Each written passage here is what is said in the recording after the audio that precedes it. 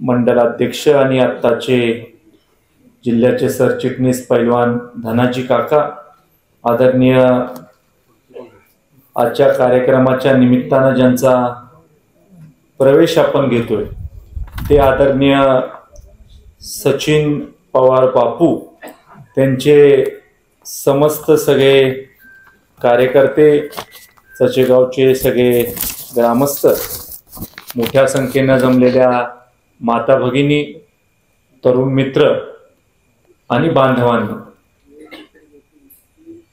आज सचिन पवार बापूंच्या पक्ष प्रवेशाच्या कार्यक्रमाच्या निमित्तानं आपण सगळेजण जमलेलो आहोत आणि वरुण राजांनी हजेरी लावून एक प्रकारे सचिन बापूच्या प्रवेशाला आशीर्वाद दिलेला आहे, हे मी या कार्यक्रमाच्या निमित्तानं घोषित करतो। विधानसभेच्या निवडणुकीच्या निमित्तानं सचिन बापूंनी भरपूर मला दमवलेलं आहे आणि खरं तर विरोधी बाजूची कमानच सांभाळण्याचं काम सचिन बापू अनेक वर्षापासून करत होते आणि त्यामुळे कारखान्याची निवडणूक असली तरी ताप, विधानसभा असली तरी ताप, आणि त्यामुळे खूप दिवसापासून माझ्या मनामध्ये असं होतं की या कार्यकर्त्याला आपण भारतीय जनता पार्टीमध्ये एक ना एक दिवस घ्यायचं, आणि त्यामुळं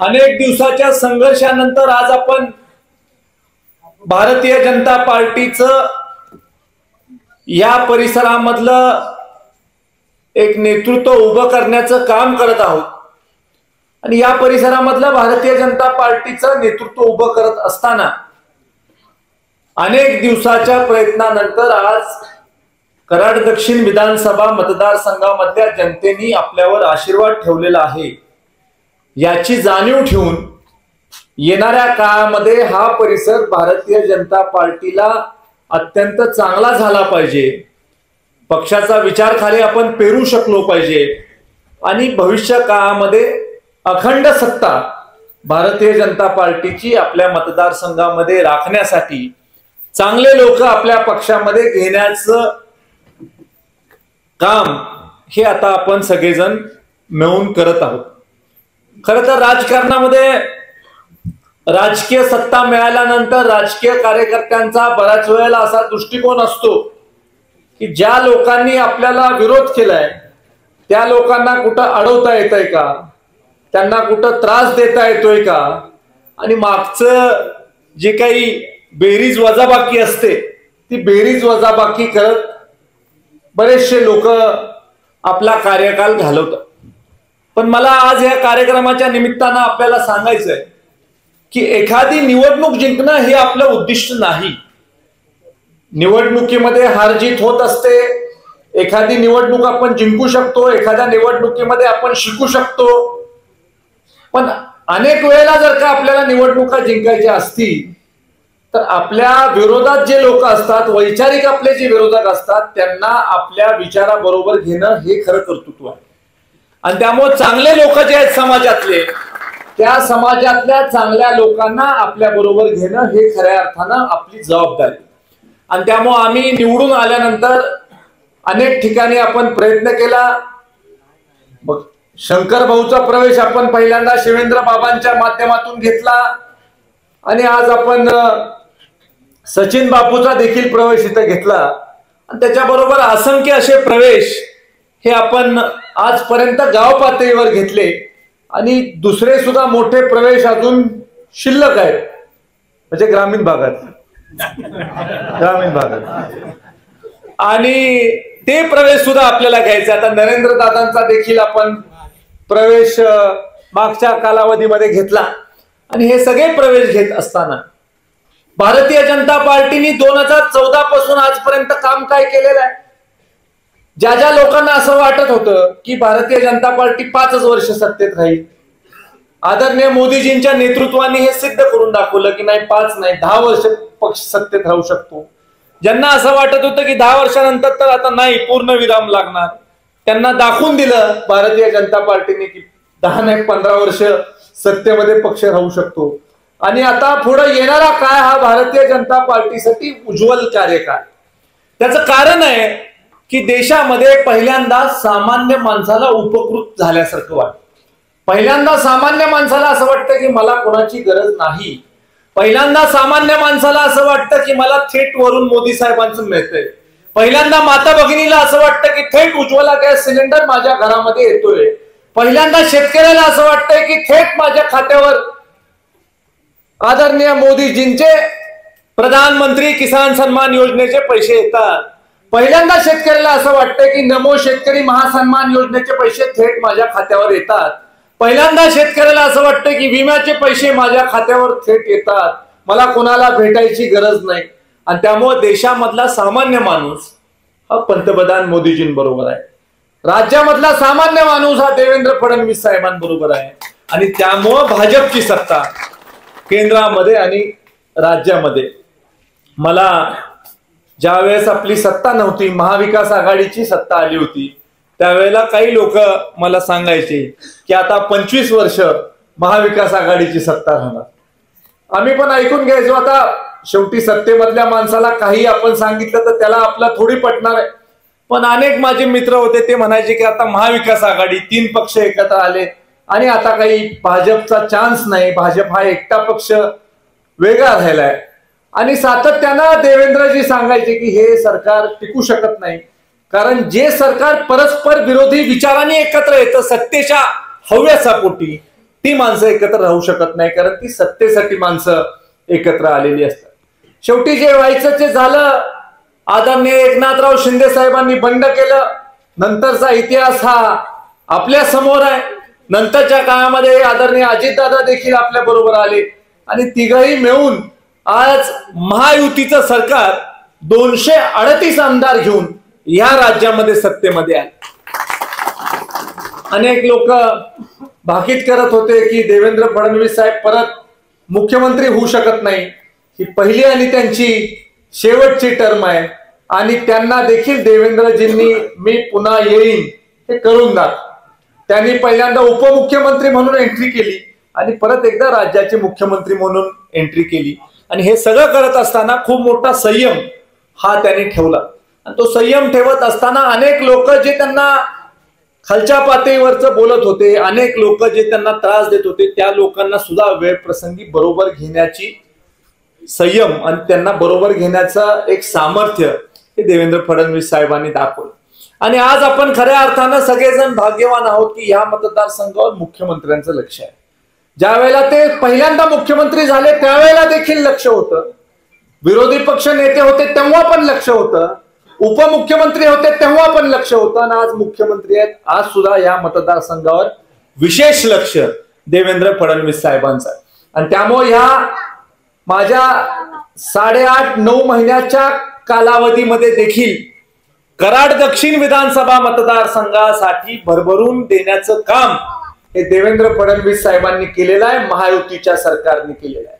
आज कराडचा ब्रिटिशकालीन पूल नव्यानं देण्याचं काम सार्वजनिक बांधकाम खात्याच्या माध्यमातून शिवेंद्र बाबांच्या नेतृत्वाखाली देवेंद्र फडणवीस साहेबांच्या आशीर्वादाने झालं.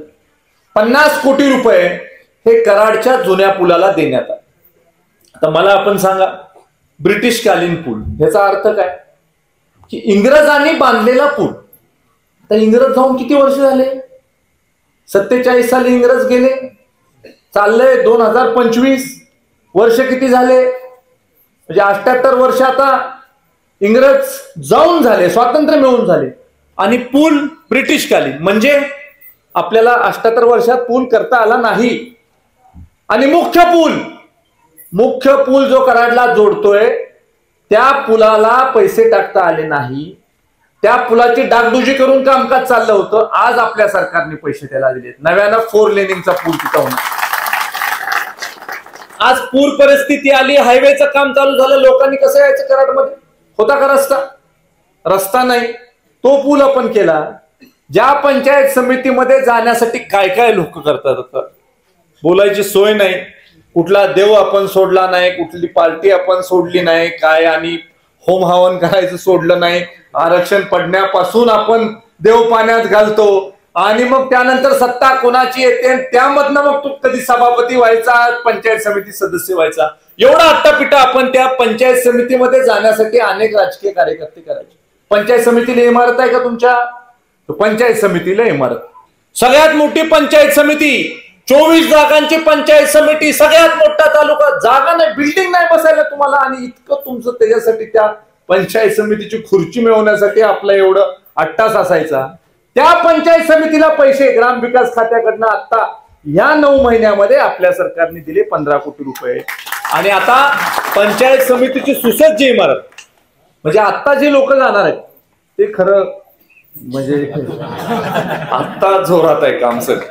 आता जो जाणार आहे त्याला असं राजवाड्यासारखं आत गेल्यावर वाटलं पाहिजे, डोम वगैरे, त्याला आपण जोरदार नियोजन केले की त्याला आत गेल्यावर असं वाटलं पाहिजे की बस. तर ते नियोजन आपण करतोय. आणि आता त्याचं भूमिपूजन सुद्धा लवकरात लवकर आपल्याला घ्यायचं. त्याचबरोबर आपले जे माग मंजूर झालेले पानंद रस्त्यांची कामं होती, मातोश्री पानंद रस्ता दुरुस्ती योजनेमधनं झालेली कामं, त्या कामाला आता आपण सुरुवात केलेली आहे. 220 किलोमीटर रस्ते, 220 पानंदी या आपण त्या योजनेमध्ये घेतलेल्या आहेत आणि त्याचं काम चालू झालंय. आता रेठऱ्यामधल्या काही झाल्या, तुमच्या विंगाची देखील एक पानंद झाली, असे एक एक करून पानंद रस्त्यांची कामं चालू झालेली आहेत. आणि त्यामुळे कारखान्याला ज्या ज्या पानंद रस्त्यावरनं ऊस येतो, ज्या पानंद रस्त्यावरून त्या पानंद रस्त्यावर सरकारच्या माध्यमातून 1 किलोमीटरसाठी 20 लाख असे पहिल्या टप्प्यात 45 कोटी आणि राहिलेले पैसे येणाऱ्या टप्प्यामध्ये आपण देणार. आणि एकही पानंद ही आपण शिल्लक ठेवणार नाही. आणि एवढंच नाही तर गावामधल्या अंतर्गत रस्त्यांना देखील मागच्या कालावधीमध्ये आपण 10 कोटी रुपये 95/5 या रोजगार हमी योजनेच्या माध्यमातून मनरेगामधनं दिले. आणि आता सुद्धा आपला प्रयत्न आहे की गावामधले अंतर्गत रस्ते हे लवकरात लवकर आपण पूर्ण करायचे. आज आपल्या गावामध्ये मोठ्या प्रमाणावर विकास निधी आपण दिलेला आहे. चचेगावमध्ये अंतर्गत रस्त्याच्या सुधारणीकरणासाठी 10 लाख रुपयाचा निधी हा 25-15 योजनेमधून आपण ग्रामविकास खात्याच्या माध्यमातून दिलेला आहे. त्याबरोबर चचेगाव, येरवळे, पोतले, कोळे, पानंद रस्ता ग्रामपंचायत मार्ग 162 या रस्त्यासाठी 1.5 कोटी रुपयाचा निधी हा डिसेंबर 2023च्या अर्थसंकल्पामधून, पुरवणी अर्थसंकल्पामधून आपण दिलेला आहे. चचेगाव विंग, क्वाड्रॅमॅटिक, धोंडेवाडी, बेंदमा, डाळिंबीची बाग, काले रस्ता, प्रजिमा 149 साठी जूनच्या अर्थसंकल्पामधून 2024च्या 3 कोटी रुपयाचा निधी हा आपण उपलब्ध केलेला आहे. ही सगळी जुनी कामं आहेत, पण याचा मी ओवापोह एवढ्यासाठी करतोय की या अलीकडच्या 2 वर्षामध्ये किती निधी हा या आपल्या गावासाठी आपण उपलब्ध करून दिलेला आहे. प्रजिमा 55 ते टाकी वस्ती रस्ता सुधारणा करण्यासाठी 15 लाख रुपयाचा निधी 3054च्या योजनेमधून आपण दिलेला आहे. टाके वस्ती पासून जोशी वस्ती बंदिस्त गटार करण्यासाठी 10 लाख रुपयाचा निधी दिलेला आहे. गाव अंतर्गत सिमेंट रस्ता पेवर ब्लॉक बसवण्यासाठी 10 लाख रुपयाचा निधी दिलेला आहे. डेबेवाडी प्रजिमा 55 ते चचेगाव ग्राममार्ग 171 साठी 50 लाख रुपयाचा निधी हा जूनच्या 2024च्या अर्थसंकल्पामधनं दिलेला आहे. केंद्रीय मार्ग निधीमधून चचेगाव विंग, क्वाड्रॅमॅटिक, धोंडेवाडी, बेंदमा, डाळिंबीची बाग या रस्त्यासाठी 4.5 कोटी रुपये आपण दिलेले आहेत. गट नंबर 591 ते 575 विकास सेवा सोसायटी पर्यंत 20 लाख रुपये मातोश्री पानंद रस्ता दुरुस्ती योजनेमधनं आपण दिलेले आहेत. कराड ढेबेवाडी रोड ते शामराव मारुती पवार यांच्या शेतापर्यंतच्या पानंद रस्त्याला 20 लाख रुपये आपण दिलेले आहेत.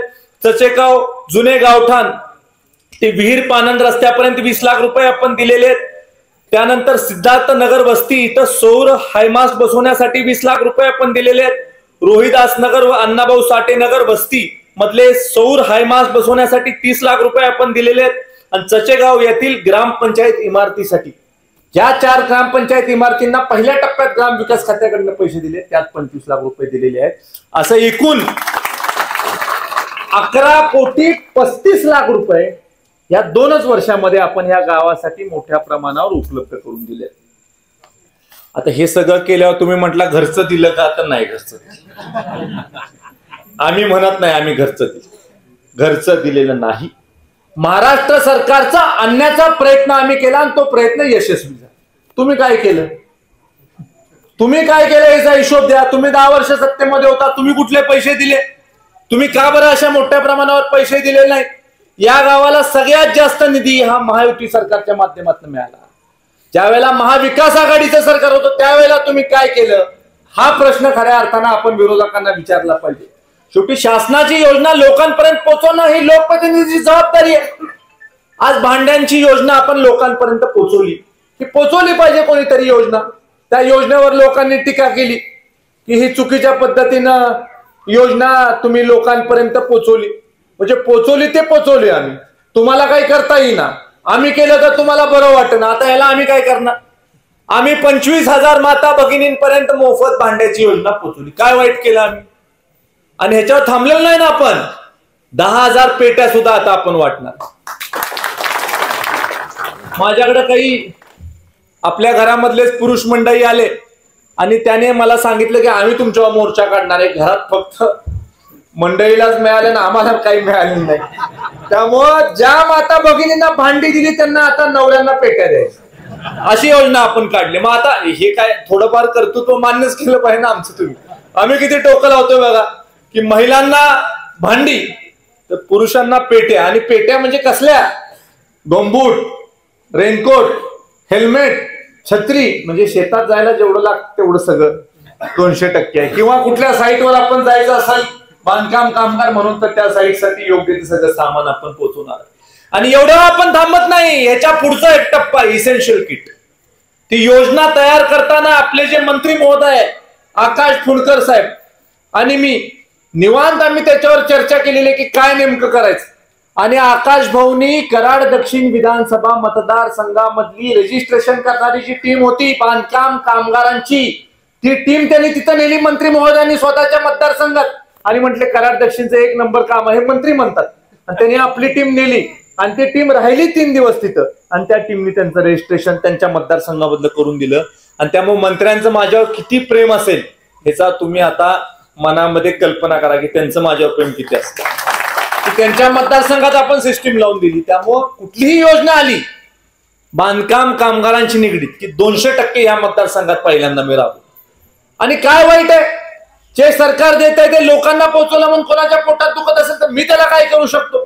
तुम्ही गणपतीला सुद्धा गावाकडे येणार आणि तुम्ही माझ्या नावाने ओरडायचं, ह्याला मी काय करणार? तुम्हाला गाव दिसना, कार्यकर्ता दिसना, माणसं ओळखना, त्याला आता पुढचं आता आम्ही काय करणार?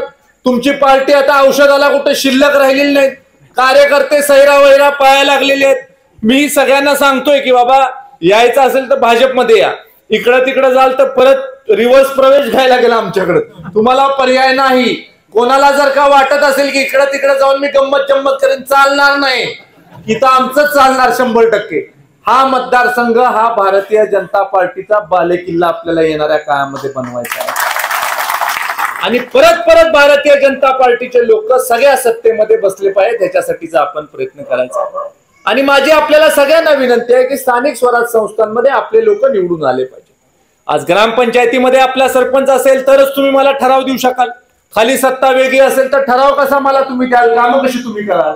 खाली सत्ता तुमची पाहिजे, पंचायत समितीचा सदस्य तुमचा पाहिजे, जिल्हा परिषदेचा सदस्य तुमचा पाहिजे, विधानसभेचा सदस्य पण तुमचा पाहिजे.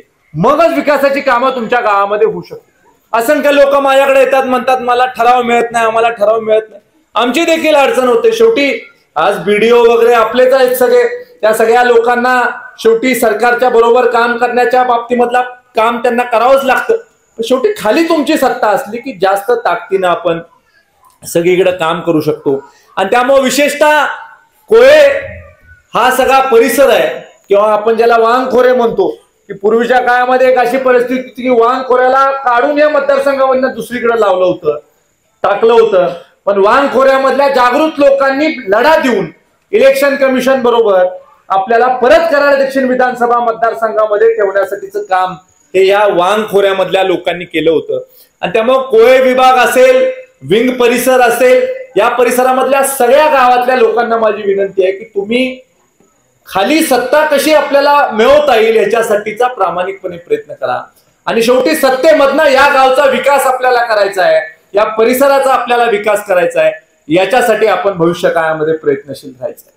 अनेक ठिकाणी पानन रस्ते आपण दिले. आता आण्याला आपण एक पानन रस्ता दिला, जगदीश दादांनी मला सांगितलं होतं की मला वडगाव मध्ये पानंद रस्ता पाहिजे, लगेच आपण तिथं दादांच्या सांगण्यावरनं साखो पूल आपण दिला, इथं सुद्धा आपण साखो पूल दिला. आता नवीन पानंद रस्त्याचे पण आता प्रस्ताव आलेले आहेत आणि ह्या 220 किलोमीटरच्या पुढच्या पानंद रस्त्याचे सुद्धा आता माझ्याकडे प्रस्ताव आलेले आहेत. अजून 50 पानंद रस्ते 220 किलोमीटर व्यतिरिक्त हे आता आपण देतोय, म्हणजे 270 किलोमीटर हे पानंद रस्ते येणाऱ्या वर्षभरामध्ये हे पूर्ण झालेले हे 100% तुम्हाला दिसतील. मगाशी हिम्मत नाना मला भेटले आणि त्या हिम्मत नानांनी मला सांगितलं की काय उपयोग हे सगळे पैसे देऊन, माझ्या घरापुढचा कुठं झालाय रस्ता आणि हे काय किती पैसे देऊन मला काय याचा आनंद नाही, आणि त्यामुळे घरापुढचा झाला तरच काय उपयोगाचा आहे. आणि त्यामुळे हिम्मत नाना काळजी करू नका, मी पुढे तुमच्या घराच्या टाकतोय रस्ता. आणि त्याबरोबरच आणि कोणीतरी मागणी केली की मग त्यांच्या टाकला तर माझ्याही टाक. ते आता काय करतो की एकेका गावाला आपण थोडेसे जास्त पैसे देऊ अंतर्गत रस्त्यासाठी, आणि मग ज्याला जिथं करायचं आहे तिथं आपण त्याचं निरीक्षण करू आणि ते सगळे रस्ते करू. विशेषतः मला वाटतं की गावामध्ये लोकवस्ती आहे तिथले सगळेच रस्ते झाले, आणि आज आपल्या सरकारकडे एवढा पैसा, एवढी ताकद आहे आपल्या सरकारकडे की हे सरकार हे सगळं काम करू शकते, ही खात्री माझी. आणि त्यामुळं गावातले सगळे रस्ते, मग ते पानंद रस्ते असतील, अंतर्गत रस्ते असतील, मेजर डिस्ट्रिक्ट रोड असेल, स्टेट हायवे असेल, काही असेल, प्रत्येक ठिकाणी वेगवेगळ्या मार्गाने आपल्याला पैसे हे मिळू शकतात, ही खात्री 100% आज मला इथं व्यक्त करावीशी वाटते. आणि त्यामुळे आज आपले सन्माननीय मंत्री आदरणीय शिवेंद्र बाबा त्यांच्या नेतृत्वाखाली आता मोठ्या प्रमाणावर हॅमची कामं सुद्धा भविष्य काळामध्ये राज्यामध्ये देण्याचा एक आराखडा तयार करायचा चाललाय. माझाही प्रयत्न आहे की हॅमचा दुसरा जो आराखडा होता आहे, एक आराखड्यामध्ये आपण आपला रस्ता म्हणजे कुसूर पासून ते आपल्या कारखान्यापर्यंतचा 4 लेनिंगचा रस्ता इन्क्लूड करून घेतलेला आहे. अजून सुद्धा जो आराखडा होतोय शिवेंद्र बाबांच्या नेतृत्वाखाली, त्यामध्ये देखील आपले काही रस्ते ऍडजस्ट करता येतात का याच्यासाठी मी प्रयत्नशील राहणार आहे. ग्रामविकास खात्याच्या माध्यमातून ज्या ज्या ग्रामपंचायतीला तुम्हाला ऑफिसेस पाहिजेत त्या त्या ग्रामपंचायतीला आपण ग्रामपंचायत कार्यालय देण्याच्या बाबतीमध्ये आपण प्रयत्न करणार आहोत. आपल्या गावामध्ये आपण 25 लाख रुपयाचा निधी हा दिलेला आहे ग्रामपंचायत इमारत बांधण्यासाठी. तशाच पद्धतीने इतर ज्या ग्रामपंचायती आहेत त्यांनी सुद्धा मागणी केल्यावर त्यांना सुद्धा आपण हे पैसे मोठ्या प्रमाणावर देण्यासाठी प्रयत्नशील राहू. आमदार फंडाची कामं सुद्धा आता वितरित होणार आहेत. आमदार फंडाची कामं आता वितरित होणार आहेत आणि डीपीडीसी मधून 25 कोटी रुपये आपण ह्या मतदारसंघाला देणार आहोत. त्यामुळे आमदार फंडाची 5 कोटी आणि डीपीडीसीतनं मला वाटतं 23 कोटी आणि 95 लाख अशी म्हणजे 29 कोटी रुपयाची कामं आता आपण लगेचच त्याची भूमिपूजन आता आपल्याला येणाऱ्या काळामध्ये घ्यायची आहेत. आणि मग त्यानंतर इतर विविध खात्याच्या माध्यमातून जेवढं काही आपल्याला ह्या मतदारसंघासाठी आणता येईल हे सगळं आणण्याच्या बाबतीमध्ये आपण प्रयत्नशील राहणार आहोत. इथं आदरणीय चचेगावच्या सगळ्या कार्यकर्त्यांचे विशेष मी आभार मानू इच्छितो की तुम्ही मन मोठं दाखवून आपल्या पक्षामध्ये इतर लोकांचं स्वागत करण्यासाठी आम्हाला मोकळीक दिली.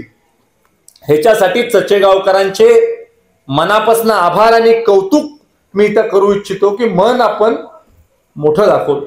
अनेक गावांमध्ये ही अशी अडचण झाली आहे की लोक माझ्याकडे येतात म्हणतात तोच एवढा नको. पण आता दुसरं तुम्हाला आता जाहीर व्यासपीठावरच सांगतो की मला खवळायचा जो प्रयत्न करतात ना कार्यकर्ते त्याचा काय उपयोग नाही. ते मला येऊन सांगतात बूथवर विरोधात होता, तुम्हाला असं म्हटला तसं म्हटला. ठीक आहे, म्हटलं असेल, माझं त्याच्याविषयी काही म्हणणं नाही. पण आता जर का मार्ग बदलत असेल तर त्याला आपल्याकडे घेतलं पाहिजे एवढं आपलं मन. मागचं लई काढत बसणार आपण, शेवटी मागचं काढत बसलो त्याला अंत नाही. आता आपण माणसं काही मातीची करायची का? माणसं यातनच आपल्याला घेतली पाहिजेत ना. आपल्याला जर का सगळं वनवे करायचं असेल, विकासाच्या दिशेने जायचं असेल, आपल्याला प्रगती आपल्या मतदारसंघाची करायची असेल तर नवीन लोक आपल्याला घ्यावी लागतील. पण नवीन लोक घेतली म्हणून काही जुन्याला आपण विसरत नाही. जुन्याचं स्थान हे हृदयाजवळच आहे. फक्त जुन्या माणसांनी तेवढं आमच्यावर भरोसा ठेवला पाहिजे. जुन्यानी लगेच चौकात चर्चा करायला चालू केली की आता आपलं कसं व्हायचं, तर मग ते अडचणीचं होत आहे. पण नवीन सुद्धा वाटतं नवीनला की आता यांचंच यांच्यात मिटेना तर मग आपलं कसं काय जमायचं. त्यामुळे घर आपलं मोठं आहे, गाडी आपली मोठी आहे, रेल्वे आपली, पाहिजे तेवढे डबे आपण मागं जोडायचे, माणसं बसवायची, सगळ्यांना द्यायला आपल्याला भरपूर आहे. आज तालुक्याच्या कमिटी आहेत, तिथं आपल्यामधल्या काही लोकांना संधी मिळेल. आज पक्षामधल्या कमिटी आहेत, मग मंडल स्तरावरच्या कमिटी आहेत, जिल्ह्यावर आपण आहे तिथं आपण लोकांना संधी देऊ शकतोय. काही राज्यावरच्या कमिटी आहेत तिथं आपल्याला संधी मिळू शकते.